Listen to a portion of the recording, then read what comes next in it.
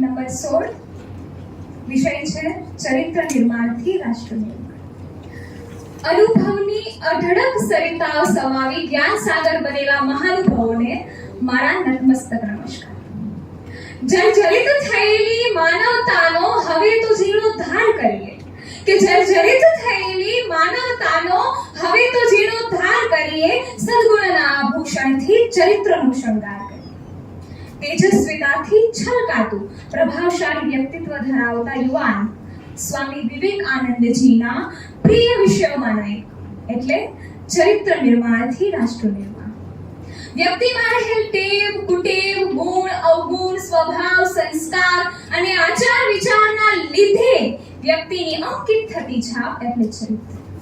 વ્યક્તિમાં આંતરિક ભવ્યતા સ્થાપનારું તત્વ એટલે ચરિત્ર. પુરુષ અને પુરુષોત્તમ વચ્ચેની પાતળી ભેદરેખાનું કારણ એટલે ચરિત્ર. અને નરમાંથી નારાયણ બનાવતી ગુરુ ચાવી એટલે ચરિત્ર.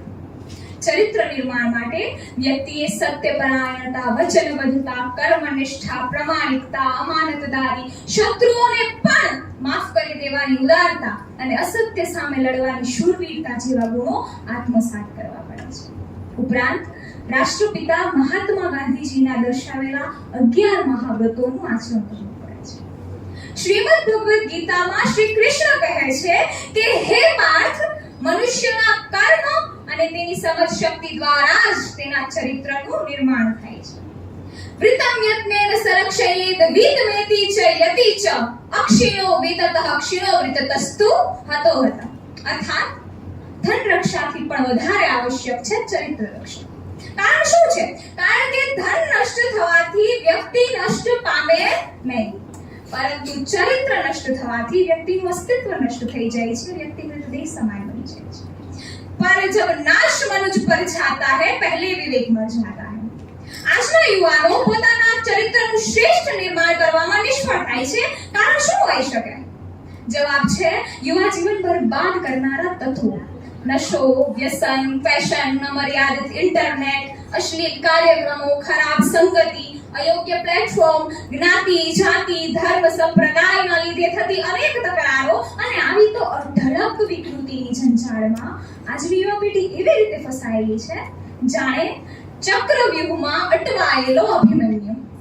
પોતાના ધર્મ, સંસ્કાર, ઇતિહાસ અને સાહિત્યની અપૂરતી માહિતી હોવાને લીધે આજનો યુવાન યોગ્ય અને અયોગ્ય વચ્ચેનો ભેદ પામી શકતો નથી. અને અશ્લીલતા તો જાણે હવામાં પ્રસરીને શ્વાસમાં ભળી ચૂકી હોય. અશ્લીલ કાર્યક્રમોના લીધે વ્યક્તિની માનસિકતામાં ઉમેરાયેલી અશ્લીલતા વ્યક્તિને બરબાદીના માર્ગ તરફ દોરી જાય છે.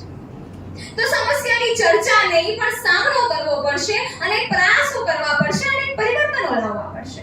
And don't underestimate the power of youth. યુવા શક્તિ છે, યુવા પ્રગતિ છે.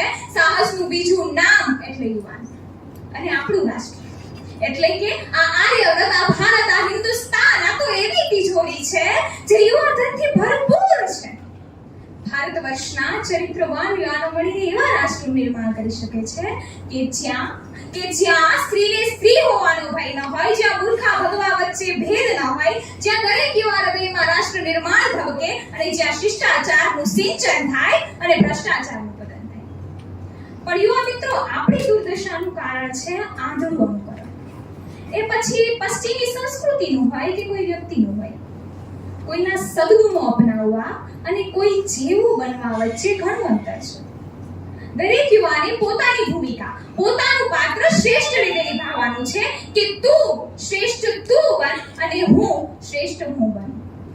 ચરિત્રવાન યુવાનો સૂર્યના કિરણની જેમ રાષ્ટ્રમાં સોનેરી પ્રકાશ પાથરી શકે છે. અને યુવા રાષ્ટ્ર તરીકે ઓળખાતી આ ભારત ભૂમિને ચરિત્રવાન યુવાનોની ભૂમિ બનાવી શકે છે. અંતે માત્ર એટલું જ કહેવા ઈચ્છું છું કે अब प्रतीक्षा किस बात की आगे कदम बढ़ाते हैं संस्कारों की खुशबू से चलो चरित्र को महकाते हैं. धन्यवाद.